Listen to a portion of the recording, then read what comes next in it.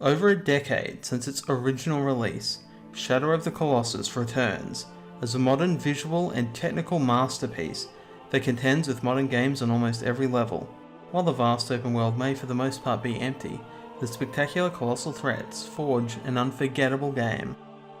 My experience with the original release is limited to a 10-minute demo I played at EB Games when I was 11. This small experience gave me a lasting impression of what games can be, and how far ahead Shadow of the Colossus was compared to others at the time. With this release, I finally had a chance to experience the full game.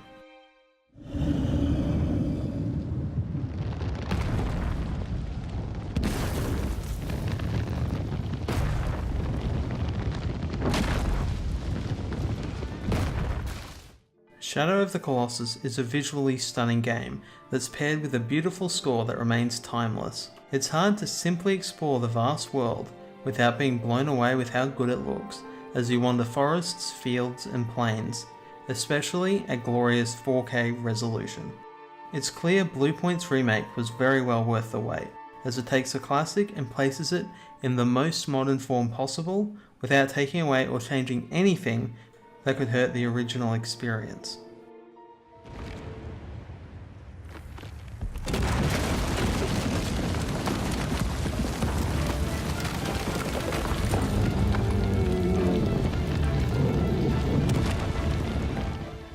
What Shadow of the Colossus delivers perfectly is a sense of scale. The Colossus themselves are a spectacle to behold each and every encounter.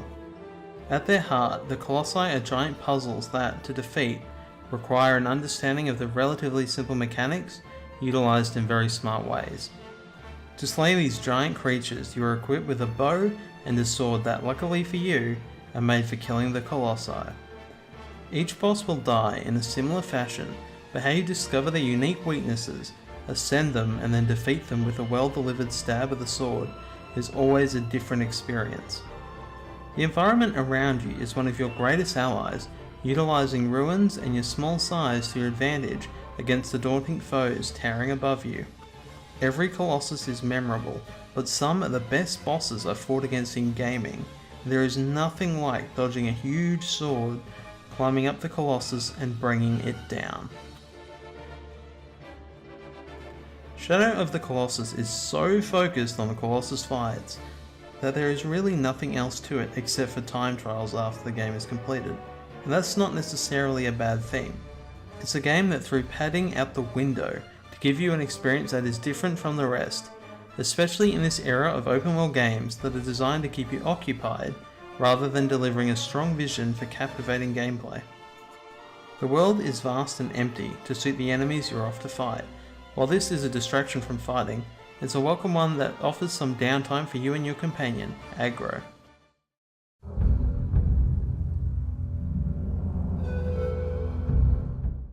Aggro follows Team Ico's tradition by being a horse that won't do exactly what you want. However, Aggro is integral to exploring the world, as you'd have a very long way to walk to get anywhere without him. He quickly became a frustrating companion, as you battle against how the horse controls, how fast he is going, and the camera that refuses to work with you while on horseback. It's clear to me that Team Ico are fans of frustrating allies who don't do what you want, but doing so captures what an animal is flawlessly, and Aggro is a perfect example. The controls are where Shadow of the Colossus shows its age, as it doesn't feel as good as a completely modern game. Its modern control scheme fixes most of what would have felt ancient by today's standards, but some minor issues remain. Camera controls are largely fine, but issues can appear in situations, especially indoors, where you feel as though you have no control.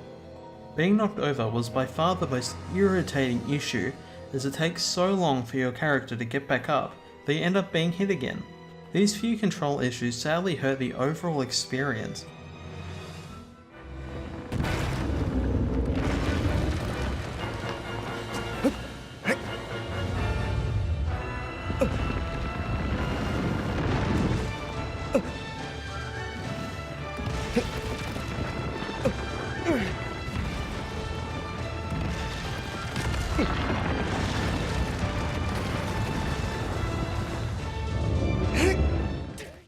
Shadow of the Colossus has clear faults that are just evidence that even with it looking like a modern title, it's still a 2005 game under the hood.